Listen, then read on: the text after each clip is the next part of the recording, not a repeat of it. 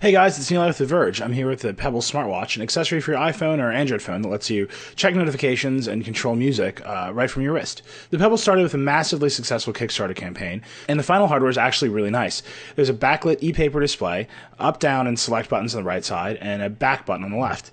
Just under the back button, there's a set of contacts and magnets for the Pebble's pretty cool power connector. The default watch band here is fine, but it's pretty boring, so it's a good thing you can just swap it out for any standard band that you might want to have. As far as the screen itself, it's actually kind of hard to see without the backlight on, and the backlight makes everything a little bit more blue than I was expecting. It's also not the highest resolution screen in the world, but overall it's basically just fine. It works really nicely, but there's obviously room for improvement in the next version. Setting up the Pebble is really straightforward. You just pair it to your phone over Bluetooth and then launch the Pebble app.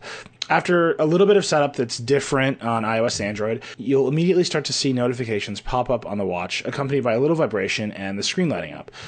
It's super convenient, and I really like being able to check incoming texts and emails without having to pull out my phone. You just glance at your wrist. To dismiss the notification, you just hit the OK button and you're back to the clock.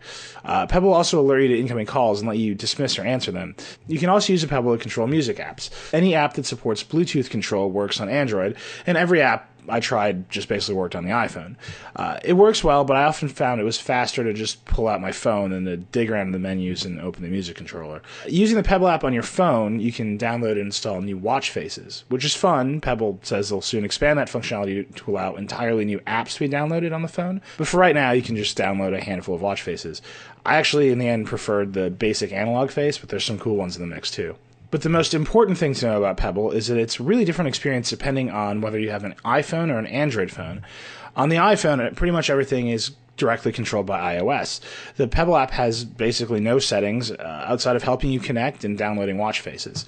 Notifications don't appear for every app unless you go into Notification Center preferences and retoggle the banner individually, and your settings go away if the Pebble gets disconnected. It's annoying, and there's really not much Pebble can do about it because Apple has to fill in the gaps here. This is just the rough foundation of support in iOS.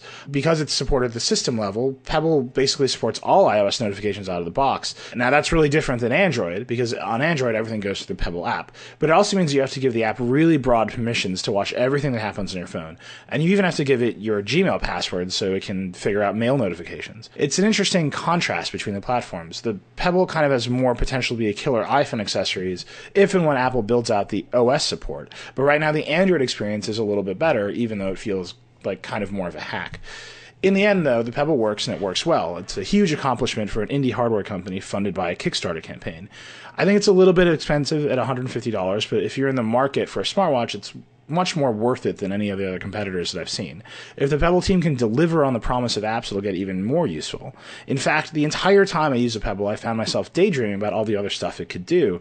There's no reason it can't replace like a Fitbit or a Nike Fuel Band. It would be really cool to send replies to text and emails rather than just seeing them, and it'd be cool to control any other of the various functions of your phone. But in the end, it's a great product. It's a good story. They're off to a great start. And now Pebble just has to make the rest of my dreams come true.